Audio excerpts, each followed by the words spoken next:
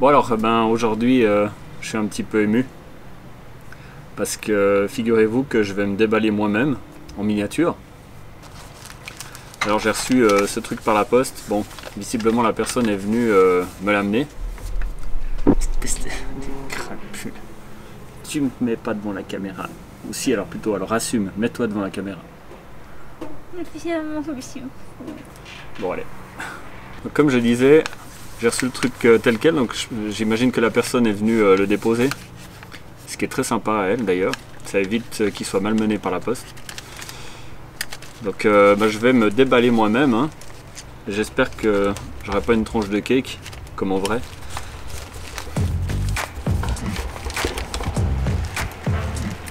Alors c'est la troisième vidéo sur le sujet. La première, c'est que j'ai été scanné dans une machine infernale. Vous pouvez trouver la vidéo, je mettrai en lien dans la description.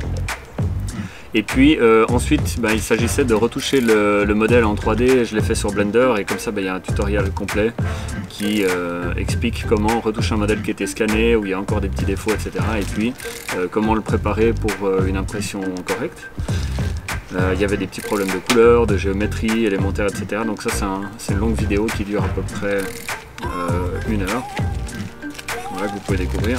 Donc, je vais essayer de me déballer sans me casser en deux. Parce que alors ça a l'air super fragile.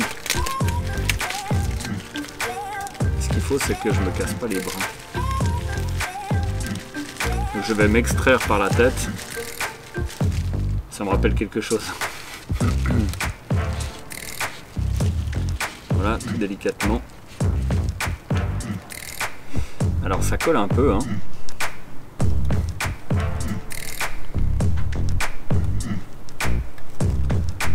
Alors c'est vrai que ça manque un tout petit peu de détails sur le visage, mais franchement c'est pas mal du tout.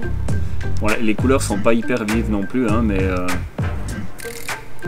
franchement ça ressemble de loin quand même. Voilà, donc on peut retrouver le petit micro là, le petit micro des interviews. Je m'étais mis dans une position où je fais mine de tenir le micro des interviews, je l'ai rajouté par la suite en 3D, donc tout ça c'est visible dans le tutoriel. Et puis j'ai rajouté un petit socle pour qu'elle tienne debout. Donc on voit que la figurine tient parfaitement debout. Donc si jamais ça vous intéresse... Putain mais quel con, j'ai fait la pète.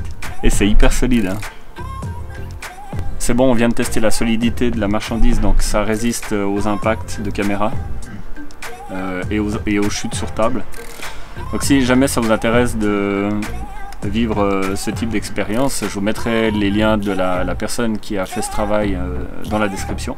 Et je vous invite à faire la même chose pour vous. Je trouve que c'est vraiment très sympa comme expérience. Voilà.